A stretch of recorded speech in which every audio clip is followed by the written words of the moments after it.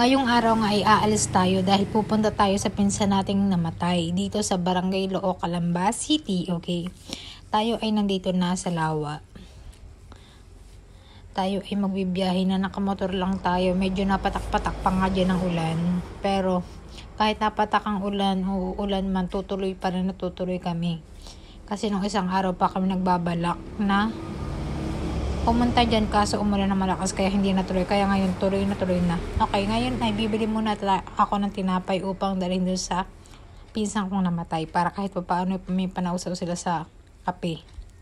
At ito na nga ang binili kong tinapay, Monay, na malalaki. Okay, papaliko na tayo ng Look.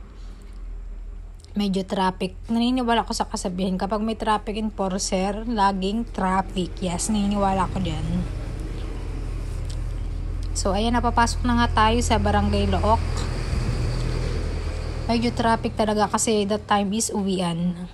At ito ang Barangay San Juan Elementary School. Okay, dati naputol yung tulay dyan. Dati ay may dala pa kaming TV ni tatay, ni mama. Sumakay kami sa bangka at ngayon ay gawa na ang tulay. Papakita ko po sa inyo, okay?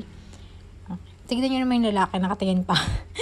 Okay, ayan na po ang tulay. Makikita nyo po, ang tulay na dati ay bangka ang ating ginagamit nung naputol ang tulay. Alang lumipad ka ating. Diyos ko naman, syempre bangka ang gagamitin mo. Ayan po ang tulay.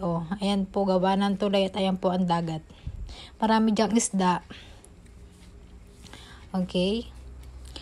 At ayan na nga sa barangay. Welcome to Barangay Look. Okay. Ayan. Dati ay hindi gaano kadamihan ng mga bahay dyan, taniman. Ngayon ang dami-dami ng mga nagtitinda, ang dami na rin mga bahay, ang dami na rin mga tao. Parang bayan na siya, kumbaga. Okay, ayan, ang dami nagtitinda mga gulay, nagtatanim po. Yan ang po mga tanim nila, mga gulay, sari-sari po, tapos ibinebenta po nila. Napaka sisipag ng mga Tagalog na yan. Okay, nandito na po tayo sa Mahogany Village. Okay. Dati, ayan nga, nagbobomba ng pechay para gumanda ang mga dahon nito. Okay, ayan po kami. Okay, malapit na po kami. Habang naambon-ambon, ay nakarating na po kami sa Patay. Ate Ellen, sana kung nasan ka man ay maging masaya ka.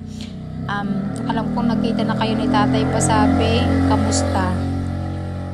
Bata pa si Ate Ellen. 53, samantalang si tatay nung namatay ay 51, konti lang ang damage. Okay, pauwi na po kami dahil may bata pa po tayo at ayan na nga, medyo napatak-patak pa rin ang ulan. Nandito na po tayo sa banga. Ipapakita ko po sa inyo ang banga kahit gabi na. Ayan po, ayun, ang banga, nakita nyo po. Okay, ipapakita ko rin po sa inyo ang bahay ni Rizal. Ayan, sarado na, lagi kami nandiyan ni mama ng dalaga ako ngayon. Once a year kami makapunta dyan kasi iba na tayo, hindi na tayo dalaga, kaya lagi tayo nasa bahay, nag-aalaga tayo ng anak. Andito nga, malapit na tayo sa may simbahan ng Lawa. Thank you Lord kasi ginabayan nyo kami sa pauwi at papunta dun sa Patay nila. Inangitan nyo po kami. Thank you for watching!